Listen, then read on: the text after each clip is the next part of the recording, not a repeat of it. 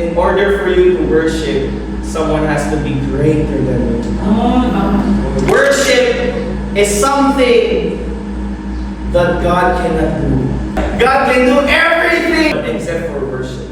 Because in order for you to worship, someone has to be greater than you.